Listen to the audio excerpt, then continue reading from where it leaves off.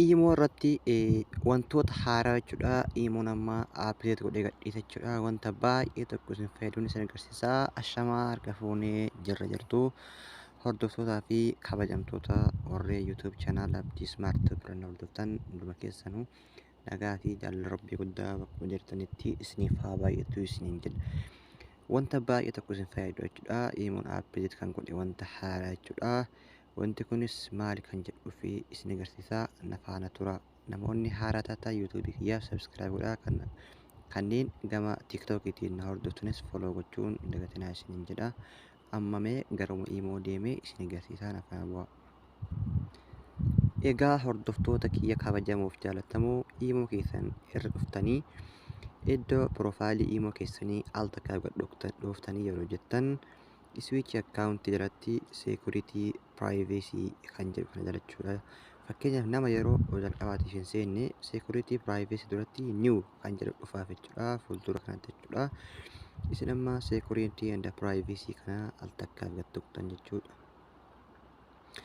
Yeroo isin security and privacy kana gattuqtan wantoota baay'ee jechuudha kan Imoon fooyyessee fideedha. Kun akkuma agartan duraan fakkeenyaaf online dhokfachuudhaa fi guruppii adda addaa keessa namni akka isin naqe gochuu fi akkasumas wantoota hedduudha jechuudha kan seetingii karaa biraatiin ilaallamanii amma asumaan waa hundaa sirreeffachuu dandeessanii jechuudha.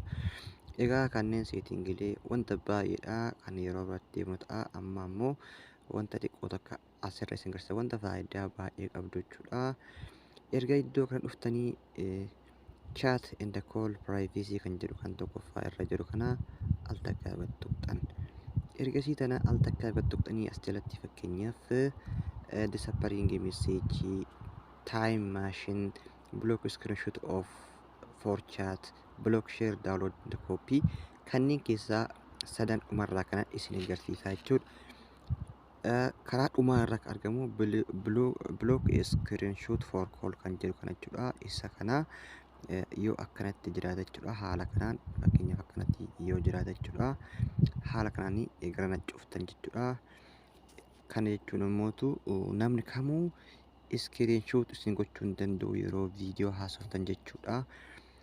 Lammaffaarra jalaan lammaffaarra kan jiru block share and download and copy kan jedhu block share download and copy kan jedhu kana jechuudha. Inni kun ammoo jechuudha. Suuras ta'ee viidiyoo isin namaaf ergitan jechuudha. Namni download akkasumas copy fi share gochuu hin danda'u jechuudha. Haala kanaan as kanatti as deebistan kanas jalaan sadaffaarra argamu block screenshot for chat. Block screenshot for chat barreeffama isin barreessitan namni screenshot gochuullee hin danda'u jechuudha. Wanta baay'ee tokko barbaachisaadha. Baay'ee tokko isin fayyada jechuudha. Kanaafuu seetingii kanneen haaraa sirreeffadhaa isin jedha. Hordoftoota kiyya viidiyoon kun yoo isinitti tole like godhaa. Gaaffii yoo qabaattan koomentii irra kaa'aa. TikTok kiyyaaf kanneen haarawaa taatan follow godhaa. Akkasumas kan gama YouTube kiyyaas dabaluu barbaadan subscribe godhaa. Isin jedha hordoftoota kiyya kabajamoo fi jaallatamoo YouTube kiyya immoo liinkiin isaa asuma TikTok kiyya profaayilii jala waan jiruufu achiin dhaquu hin dandeessanii viidiyooleen isin fayyadan hedduu jira. Seetingiileen kunis faayidaalee hedduu qabanii fedha keessa yoo ta'e kutaa itti aanuun isin hojjedha. Hanga siifuu nagaa fi jaalala rabbii bakkuma jirtanitti isiniif haa baay'atu nageetti.